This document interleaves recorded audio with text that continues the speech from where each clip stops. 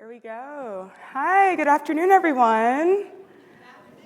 Good afternoon. Welcome to reInvent 2024, and it's a pleasure and honor to see all of you here today. Thank you for the support as we share a very remarkable story, which you'll learn to grow to love as well, as much as we do. So, before we get started, my name is Vivian Okere. I'm an ISV account manager here at AWS that has the pleasure of moderating today's discussion. And today's topic is using AI for good, creating safe global partnerships for children worldwide. And we're going to be talking with two separate organizations here that were able to make it happen by co-creating an AI-based and generative AI-based solution for automated child-to-donor sponsorship.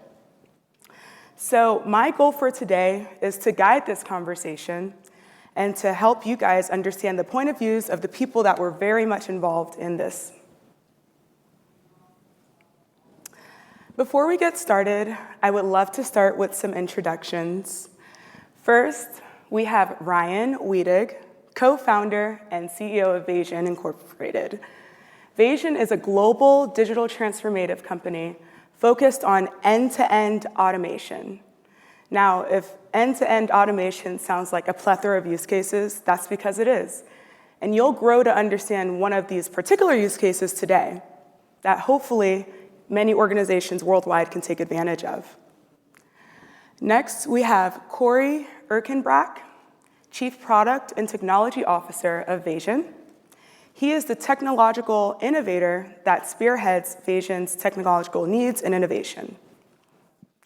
And last but not least, we have our awe-inspiring Patricia Wilkins, which is the founder of Basics International, a nonprofit focused on global equity for children in emerging markets to have access to STEM education and basic needs. So, just to emphasize, I am an ISV account manager here at AWS, and as many of you guys might already be aware, AWS is a global cloud provider focused on helping enterprises, organizations, and agencies complete their endless use cases and well of all of their opportunities. And I've had the privilege of working with some of AWS's most innovative software customers, including Vasion. And this is just one of many ways that we're going to be showcasing a remarkable story of how we moved a previously manual process to automated for children to have access to their donors and to also have more engagement to basic needs. So without further ado, I did want to preface our DE&I goal. Diversity, equity, and inclusion at Amazon holistically is highly important. And in fact, we have an inclusive technologies team focused on proactively ensuring equity scaled globally. So I always like to preface this. A little bit of a fun fact, this is a picture that was taken on a recent trip with the Vasion and Basics team in Kenya. And this is just a snippet of what we'll be showing towards the end of today with the phenomenal video that puts all of this together. Now, let's talk about how we've decided to co-create this solution, right? I think it's very important to discuss how all of this came together. And so, Ryan, I'd love for you to share the inspiring story of how you met Pat. I think it was rather serendipitous. So please, share how that happened. Yeah, so I think a little bit about Vasion and kind of our roots. That's kind of an important part of the story. So 2012, founded the company to really focus on an infrastructure play in the print space to just eliminate the printers. And as we did that and got really good at that, we started to get access to the control panel of those printers. And in that context, we realized we had this bridge. Because as much as everybody says we want to have a paperless office, we were seeing more and more printer licenses come in, and every year from the same companies. So we knew through acquisition or whatever, that was growing. But we had a lot of pressure to take that control panel and turn it into a digital transformation gateway because they weren't just printers, they were scanners. And we saw an opportunity at that moment to make an acquisition where we could get really good at the workflows coming off of those scans and helping our customers not just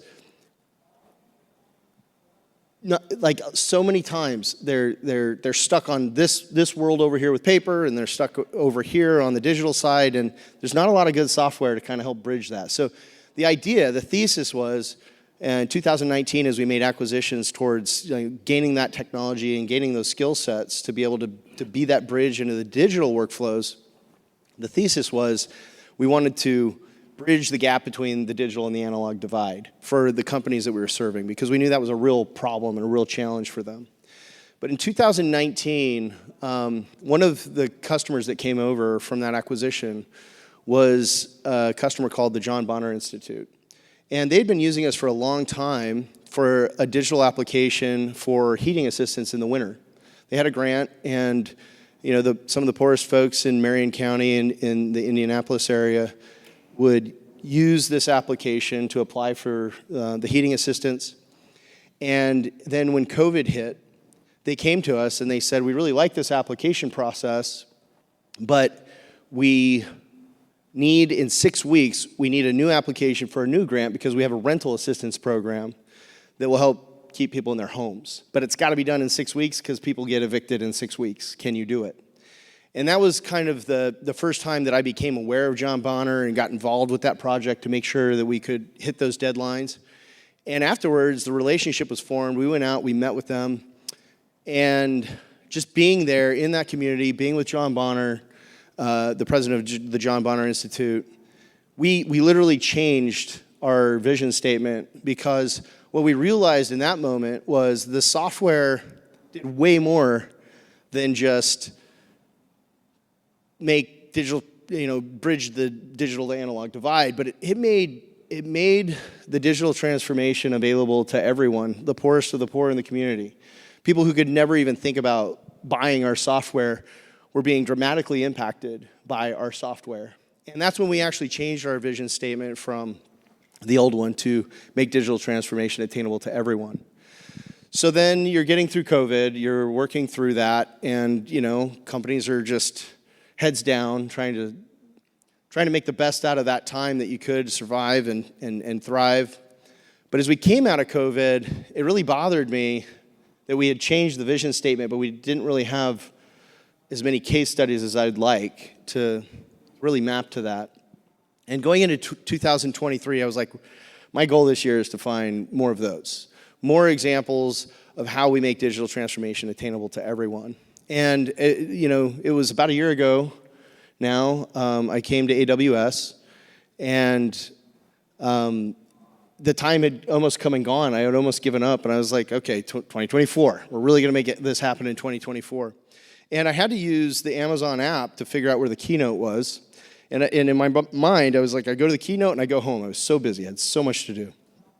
So I look at the app, and before I could figure out the keynote, I figured out that there's this, I don't know, was it a charity? What do they call it, Pat? Pavilion. The pavilion where the charities were and the nonprofits were. And I was like, hey, that's interesting, you should go there. And I said, no, I don't have time. So then I went to the keynote. I get out of the keynote, I'm like, you should go to the pavilion. I was like, no, I don't have time. So I get to my car, and it's like, you really need to go to the pavilion. So I'm like, so I make my way to the pavilion. I was like, what am I going to see here? And of course, right away, I run into Pat. And it was just, the conversation got started with really a simple question, which is, how could, I asked her what she did, and I explained a little bit about what we did, and really the whole thing just started with the question, like, how could a software company like us help you? And that's kind of how our relationship got going. That's amazing. Thank you, Ryan. Thanks for sharing. And something was pulling you to the pavilion, but you didn't know what. And now... that is just that strong. And we're there today. And here we are. And I mean, speaking of you, Pat, you always mention how inspiring this whole engagement was, even before engaging with AWS and just having the preliminary discussions and talking about your needs, right, with Ryan and Vasion. So can you share your point of view on what inspired you the most? Sure. So this is actually our third year at reInvent. And we are at the pavilion this year under the All Builders and just right next to the nonprofit pavilion. So stop by. We have some great gifts, so come on by. Shameless plug. Yes, plug. But what's been inspiring is that, one, we're a very small grassroots organization. So to have a partnership with Amazon Web Services right there, that's a pride to have that for an organization to care about our needs and what we can to do to scale up or reach that, close that digital divide. But for us, as Ryan said last year when we met Ryan and he asked that simple question, which we thought was a simple question of, how can we help? And we said, yes, you can create a software, but we had a huge but, and that but was that you have to hear what we want, because there were a lot of softwares on the shelf that were focusing to nonprofits, and one, we couldn't reach it because of cost, or they were not meeting the needs that we had. And for us, on the top of our list was child protection. And we didn't want to turn our children into numbers. We didn't want to turn our stories into mechanical stories. So this is one of the things that we challenged Ryan to say, can your company give us what we want? Making sure that we keep personal, that we know our children, and they're known by their name. And he said yes. It was 1 year ago, so happy anniversary, that this conversation happened on a Tuesday, and by Friday, we had a prototype. By Monday, we have an office in New York City, and Ryan sent a team out on Monday to do a walkthrough of the software. And within a month, they were in Ghana in our facility training our staff. So it's been a great, inspiring, even for me, to see a partnership grow that fast. Wow. I mean, just think about the trajectory of how all of this took place. It only takes a company that sees beyond their own company's vision to make something like that happen.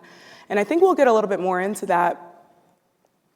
I do want to emphasize that this is a global issue when we think about access to education and basic necessity needs. And I actually pulled a UNESCO report that was for 2024, and it said 235 million children and youth worldwide between the ages of 6 and 18 are projected to be out of school by 2024. Now, as you might be aware, we're already in December. And I'm not sure how far along these numbers are going, but I do know that as the amount of children in these emerging markets are expanding and scaling, although we're getting a little bit better incrementally, it is still a challenge. So Patricia, from your point of view, because you deal with these children in Africa and other emerging markets globally, how is this affecting basics? Well, it affects us in a great way because that's primarily our focus. Our focus for the past 25 years is to provide access to education in underserved communities. As UNESCO quotes, it says, projected to be out of school. And what that means is that we have so many students now, or children, still being subjected to child labor, still being subjected to child trafficking, and not having access to schools.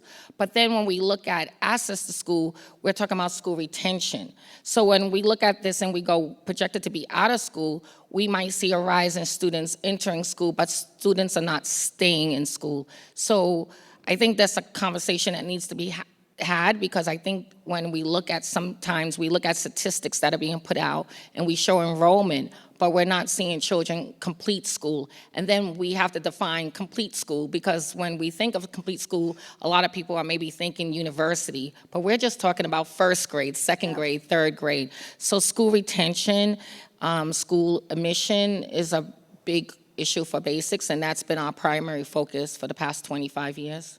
Yeah. Thank you for sharing that. Thank you.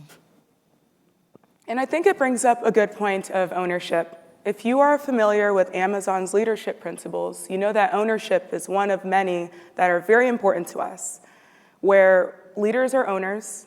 We look past whatever the company has, and we don't sacrifice long-term value for short-term results.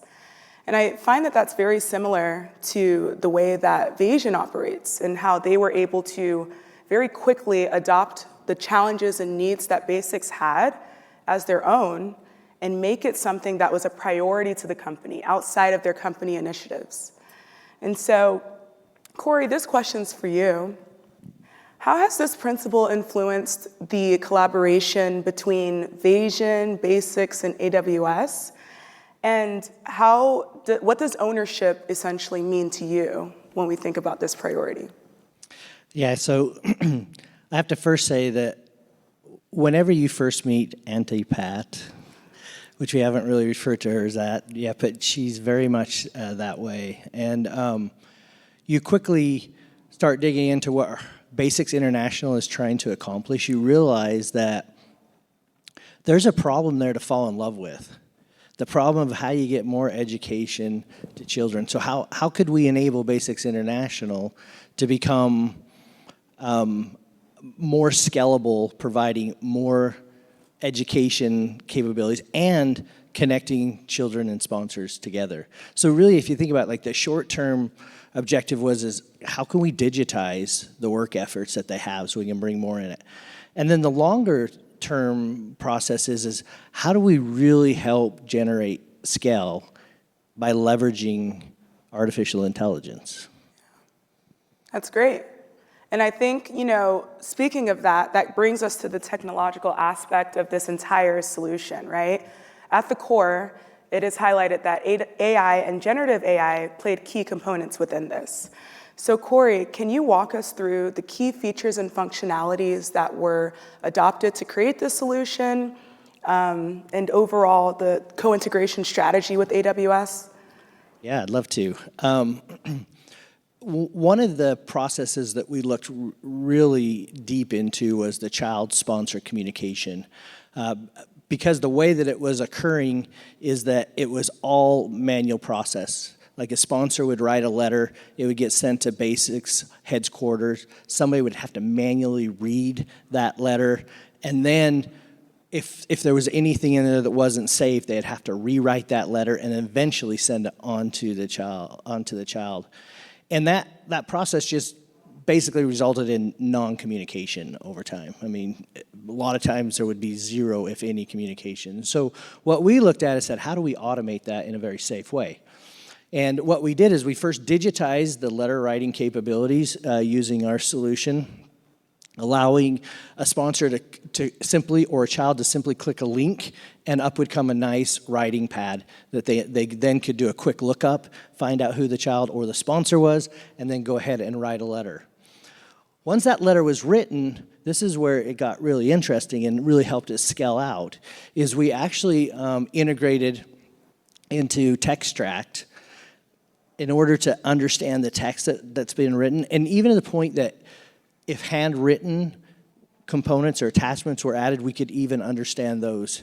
And then we would take all that data, pass it on to Comprehend, where we used PII detection, and we looked for like social security numbers or phone numbers or address information in that. And if we found any of those things, we would identify those, we'd actually highlight those in the solution and put that in an automated process for somebody in Pat's staff to then go ahead and be able to say, oh, I see that there's a problem here, and go just easily rewrite that letter. Yeah. And if you just jump to the next, what you'll see here is one of the things that we really had to do is, in order to make a very complex thing like AI accessible for Pat and her team, we had to develop some click-in integration. And if you look at this, all you simply have to do is add in a token to your AWS account, and it unlocks both Textract and Comprehend. Once it unlocks it, it's like a drop-down, just select, oh, I want to use this model, and I want to look for these detection components or the sensitive information. After that happens, what you do is you then see, I mentioned like we highlight the text. This is a letter that comes back, and you can see in this text that address and phone number has been highlighted, making it super easy for for a rewrite of the letter. And all Pat and her team does is have to highlight this letter, click delete, and then click send. And this is now fully automated, that process of that letter writing with human in the loop, but AI-driven components. And we didn't really stop there, because what we also wanted to do is look for the ability to allow the sponsor or the child to send letters back and forth, attachments of pictures back and forth along with their letters. And so what we did is we did another integration, another simple click-in integration with AWS recognition. And when a child gets signed up, we take an image of the profile of that child. I'm sorry. I'll talk about that in just a minute. What happens here is when the sponsor writes a letter, adds an attachment, or when the child writes a letter and adds an attachment, that attachment now also gets passed into recognition, and it identifies, is there any harmful images? If there's harmful images, again, we notify Pat and her teams, they can remove those images, and then on will send that letter. Now, where I was going just a moment ago is we've done 2 other integrations with AWS that aren't on here that we're actually excited about bringing to market this time of the year. The first one is the ability to actually, when a child subscribes, capture an image of that child, put that image in storage, and then throughout the year, Pat and her team can take multiple pictures of activities of those children. And when it's time to either write a letter to the sponsor or to do a progress report, all it is in the middle of a workflow, a simple button that you click, and up will come all of the pictures associated with that child. So all of a sudden you're now matching those child pictures, and what can happen from there is you simply select the one you want, they all automatically get added to that letter and then pushed on to that sponsor or child. So yeah, another way we're using recognition. And finally, one of the other major problems that we really wanted to solve was in PII detection, it wasn't just about set terms that you can look for. There are also words and phrases that Pat and her team really wanted to understand, like visa or green card or an invitation, like, will you send me money or send me a computer? And Comprehend has the capability of doing that, but you have to actually train that model, and it was just too much. So what we've done is we've integrated through Bedrock the guardrails capability that they talked about in Keynote today. And with that guardrail capability, we can, with another simple click in, we can allow Pat and her team to actually just put in words and phrases. And as that letter now passes through after it exits Comprehend, we just do one more check via guardrail. And then guardrail, what it does is it actually will look for those phrases and, again, show Pat and her team that this request, like somebody requested an iPad, or somebody wants money, or the visa's been requested. And now it's a simple, another safe mechanism for children to actually communicate with their sponsor. Absolutely. Thank you, Corey. I think that highlights everything so fluidly.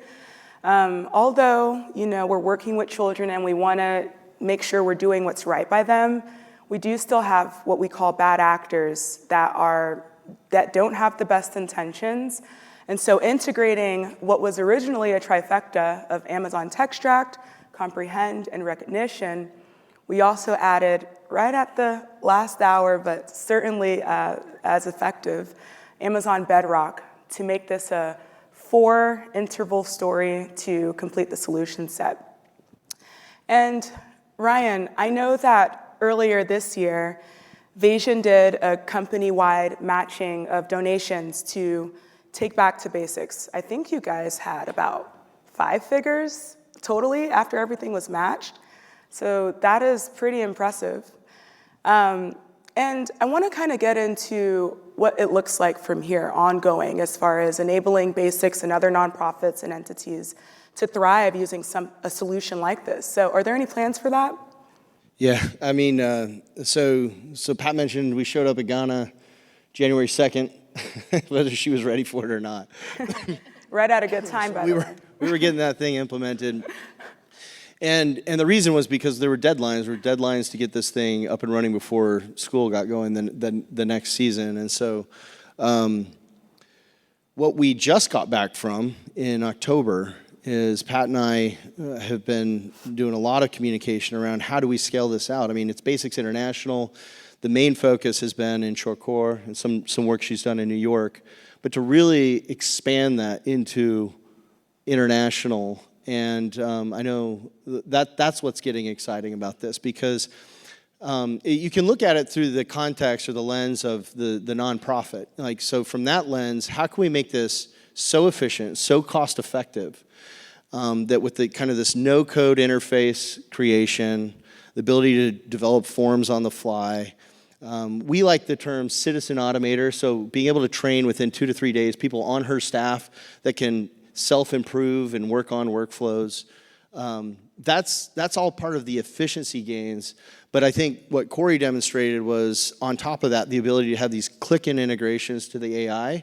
That's where this comes together to truly create scale. We're looking at it through the lens of a nonprofit, but imagine kind of the commercial implications. I think when we go and we walk the floor and we talk to people selling AI models, including AWS, one of the first questions that I always have when I pose myself or put myself in the shoes as a potential buyer, which I am, the first question I ask these guys and gals is, okay, what's the interface in front of this? Like, you have a great model and a lot of PhDs have figured out how to do really smart things, but what's the interface look like? And inevitably, it turns back on, well, there's this vendor over here who's locked in that technology behind their interface, so however they ride, you ride, you know, and that can be expensive if they go in a path that doesn't necessarily go along with your AI strategy. Or here's this partner or group of developers, or go find your own, create a science project, and essentially become a software company to put interface in front of our model for us. And those two options they're just painfully expensive, super inefficient. And I think it's the huge barrier of entry to adoption of AI. So in the context of kind of circling back outside of the commercials, how can we scale? The last trip that we just took, we actually went to Kenya, and we visited 3 new schools on that trip. And we brought some of those volunteers that had kind of dug into the story and gotten excited about, you know, the fundraiser that we did, and wanted to get deeper involved with that. We planned this trip, and so we visited 3 different regions in Kenya. We identified 3 different schools, and the question became, how do we scale? And so now, from Pat's perspective, we're able to fold, and that's kind of the logistics we're working on. We've identified the projects, we've scoped out the projects, and now taking the software, instead of having to create a new instance and find Pat and the kind of resources and everything that she has going on, being able to fold other schools underneath her instance and underneath the context of Basics International to provide this sponsorship capabilities. And that's where we see probably 2 to 3 taking off going into 2025. Wow. That will roll from this. And then in 2025, she doesn't know everywhere she's going to end up going, but we'll probably end up we have a huge contingency of people from the Philippines in our organization, so we want to go spend some time there and see what we could do there, and then Mexico probably to follow into 26. So, but again, like if it wasn't for the brilliant work that Corey's done for the click-in integrations, the no-code interface development, there's no way we as a company our size could afford to take on a project like this. We just couldn't do it, but it's all possible because of all the engineering that's taken place. Yeah, that's the power of partnership, right? Better together. And I think you rounded that out very well. I mean, from Ghana to Kenya, who knows where you guys will be next. I think this is a good time to segue to rounding all of this out with a phenomenal video of Basics Vasion in Chakor, Ghana on site. So I would love to take roughly 3 minutes of your time to explore this.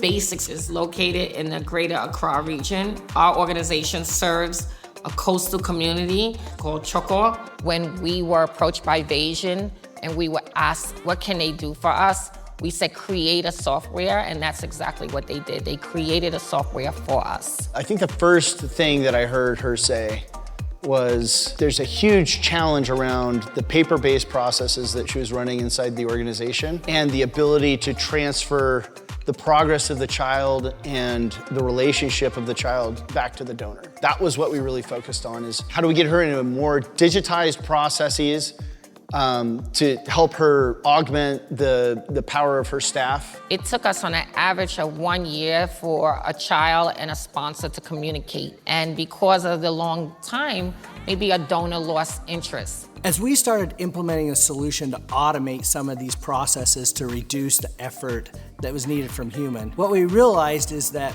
we were going to need the help of AWS in our automation platform, especially in the area of artificial intelligence. Sometimes you go paperless and that's exciting, but what's the workload and how many workflows are going to come through to the staff now? And do you have enough staff to be able to manage and sift through all of that? Well, enter AWS with these technologies, boom, you can mitigate 90% of that by cleaning up and catching a lot of the yellow and red flags that would be coming through. And so now with the software, everything is digitized, everything is on the cloud, and it's just safe, and it's allows us to be more effective in our work. As we were building this together and putting in all this AI integration, we didn't just do this for Pat and her basics company. We actually built this all into the foundation of our automation solution. And with the playbooks of forms, AI workflows, and reporting, we can actually take that playbook out and we can actually provide that for other nonprofit organizations or even commercial organizations who are having these same type of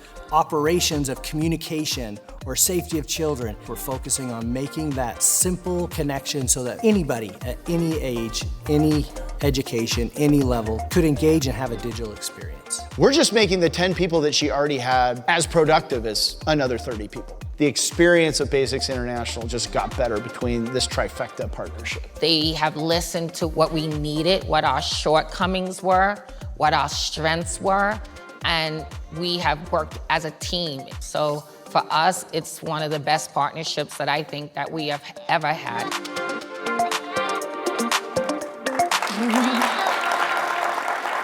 Wow. Wasn't that amazing? Like seeing everything that we talked about, how Ryan and Patricia met in days, going to Ghana, coming back, ideating, putting things in production, Corey and his phenomenal engineering team working with our team to come together to co-integrate the solution, having everything set and packaged, ready to go, and now hopefully being available for the majority of other enterprises, agencies, and organizations worldwide. I think it's also important for us to get into the measurable results that took place. Patricia, we always say that having this solution in place is at a bare minimum driving efficiency. You guys originally had a paper process, manual labor. It took sometimes weeks to get a lot of that information back to you, filter it through, and then actually being able to execute. But just alone with this solution, one of the biggest results you guys have had were eliminating entirely the paper process, decreasing child onboarding from 5 days to literally 2 hours. What were some other results or gains that you were able to notice from this integration? Before I answer that, I just want to touch on the 5 days to 2 hours, because I think even today on the floor I said that and someone said how. And I need to give everyone a visual of what this is. We work in a fishing village, a very underserved, underdeveloped community. So if we're out in a community looking for children to support, we're finding them in situations and circumstances that we can't imagine, whether they're at the seaside or they're in a marketplace. And so even locating that child again is kind of hard. So if our team is out in the field and they meet a child, and you might take down this basic information, which we used to call a short form.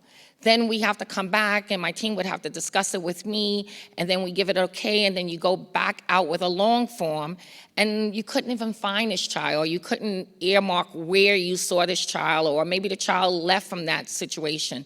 So now with this system, my team can use their telephone, a tablet, and they can gather all the information right there. They can take a photograph right now that gets loaded to the software. We can take a shot of the location. So right there, and because it's cloud-based, when they enter this, it comes to me and I get an alert and I can approve it right there that allows them to go to the next step. And that's how come we've been able to do this, which means that, yes, it decreases the workflow, but it also saves more children, because what would happen is previously, within these days that it took us to process this paperwork, a lot of times we couldn't find the child, and that was the real loss. So we can maybe deal with a 5-day production, but then we couldn't deal with that. We lost children. So I would say that that's been one of the gains. Our staff have been able to do the things that are more important instead of just doing paperwork, and that's engaging in children. And that's what our goal is to put children in school, but to keep children in school. So we've just been able to see more production and work and more efficiency. We don't have cabinets of paperwork. We are by the seaside, the hot climate. We go back to look at a file a year later and everything is faded. The picture is faded, everything is lost. So we've seen a lot of, I think, advantages. Yes? Yeah, absolutely.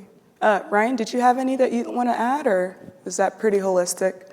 I think one of the things that I noticed Pat start to do is this also freed up the ability to bring in volunteerism internationally, right? So for one of the pieces of the process was when you do identify a child and you want to write this story that provokes a sponsor to show up, sometimes the staff, they're so busy or they don't have the skill set, those writing skills, to really tell that story properly and get it presented in a way where a sponsor is going to be like, oh, I want to be involved. So before, it was very difficult to get the information transferred to somebody in the U.S. and get them in a queue, hold them accountable for, being in that queue, getting that stuff back. How long has it been since you've been waiting for this? And it could maybe be back and forth with emails. But even then, you're not starting with a digital record to begin with, and so it has to get digitized. It just didn't materialize that way. So now what's happening is they go out and they do that engagement. They decide, Pat decides within a couple of hours, yes, we want to bring this child into the program. We've got pictures. We've got some stories dictated to give general information. And now there's a round robin queue back in New York where she has some of the additional volunteers and some board members who have those skills. So they can be in queue, they can write these stories, they can connect that, and then it comes back for Pat's approval to make sure that it makes sense and it's in the right context. But as we look at how we're going to scale this thing into Kenya, that the ability to extend that volunteerism internationally is crucial. I mean, it wouldn't even be doable without it. Because some of the schools that we're looking at, I mean, Basics has now 25 years of Pat's experience and know-how and resources that have built up where she has staff and faculty. A lot of these schools that we're looking at in the future, they're nowhere near the capabilities that Pat's built up. And so it becomes crucial that component of international volunteerism to backstop and prop up the capabilities of these schools it's going to be critical. And so I think that's been a really big gain that we've gotten excited about. Absolutely, especially considering I think the majority of the sponsorships were singular, maybe just single sponsorship opportunities. But as another byproduct, I think you mentioned you were getting a lot more group sponsorships, where obviously that's better for the children, and a lot more retention with how residual these donations were coming in. Can I tell this story? Yes, please. Yeah, so I'm in Ghana. Pat and I are fast friends, and I remember we're coming back. We'd gone out to a camp that she's putting together, and we were on the way back. It was dark. It was night, and the driver had to hear this whole thing. But it was, we kind of got in this little. You might not. We're a couple fiery people, right? So we're in a arduous, vigorous conversation around, do you just lower the price of the sponsorship to just let people get involved? And then the other concept that was on the table was group sponsorship. But group sponsorship outside the context of the software was a nightmare. Like, it was just very difficult to create any kind of meaningful communication, and those groups would inevitably kind of fall off. And so that was one of the things that once we really got into the nuts and bolts of deploying the software, is we did the work on our end to do the fundraiser. It became really apparent. We have a vacation bonus that we do every year for our employees, and what we did is we opened that vacation bonus up to say, if you want to divert some of those funds towards the sponsorship, even if it's $100, out of the X amount of money that we give for these vacations. And so we had a lot of people say, yeah, I'll do $100. Yeah, I'll do $200. And that added up to a lot. It added up to a lot of money and a meaningful impact. But, any one of those $100 or $200 sponsorships wouldn't even have happened if we couldn't break it up and create groups of 10 to create like the full sponsorship that Pat needed. So that was a really fun offshoot that came from that. I didn't anticipate. I was like, you got to lower the price. You just got to let more people in. And she's like, that's not what it costs. That's not how it works. It's not what it costs. You don't know anything. So we went back and forth on that, but luckily, the software kind of like opened that up for us. That was pretty cool. Man, that's amazing. Amazon, I hope we have some leadership here taking notes on a vacation bonus. Well, guys, that brings us to the conclusion of our discussion today. Thank you, Patricia, Ryan, and Corey, for sharing all of your point of views on how remarkable we were able to put this partnership together. And thank you for honoring me with helping to spearhead from the AWS and Amazon side to bring all of this together as well. If you'd like to learn more about this story, we've created a QR code here where you're able to learn a lot more, see a couple more videos, and even fill out a progressive form to share some information so that we can reach out to you to see how this might be beneficial to your government agency, enterprise, or organization. And also, if you'd like to see this demo live, we also have the Vasion booth here at the Venetian at booth number 259, as well as Patricia and her team are also at the Community and Impact Pavilion at booth number 1186. So I hope to see many, if not all of you there. And if you have any questions, I'd like to open the floor for that. We have a generous amount of time, so please let me know.